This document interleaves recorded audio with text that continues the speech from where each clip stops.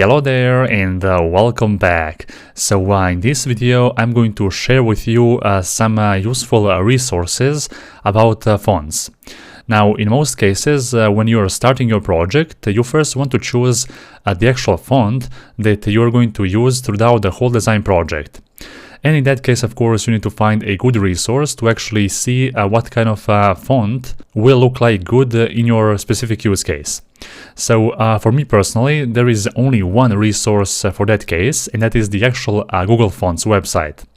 So this is the official Google Fonts website, and it's the one and only website that I'm using to search fonts for my project. Because this website is so well designed and it has many different fonts to choose from. Also on this website there are a couple of different options that are available as well. So as you can see here, we can choose many different font styles or categories that we want to search for. For example, we can choose only one of those categories. Then we have an option to choose the language. In most cases I just use all languages option. Here we can choose some font properties like the thickness, the slant, the number of styles, width, and so on. I always leave that as those default options. And here we have two options like the variable fonts. So variable fonts are the fonts that are used to create the custom styles. And we have an option to show only color fonts. In this case, we don't have any font for that specifically. Next, you can also here, of course, search for a specific font. If you already know the name of the font that you actually need, you can just search that font and find it immediately.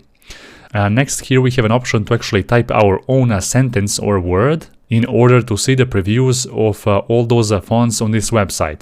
So for example, here I can write hello world. And as you can see down below, we will be able to see all the fonts and the preview of those fonts with the specific words that we have written right here. Now, there is also an option here to increase the actual size of this text so we can see that more clearly. And now, of course, you can just go down below and see what kind of a font will look like the best for that specific word that you have typed right here, right? So after you find one of those fonts that you actually want to use for your project, you can just select that actual font. The new page will open up, and from there you can download the actual font family. Now, after you download this font family, just be sure to copy all those files in this fonts directory in your control panel on your PC, of course. And immediately after you paste those fonts right here, then they will be automatically available within a Figma as well. So this is the one and only website that I'm using when searching for different fonts. And to be honest, you're not going to need any other website other than this one. So that's it. That will be all for this video.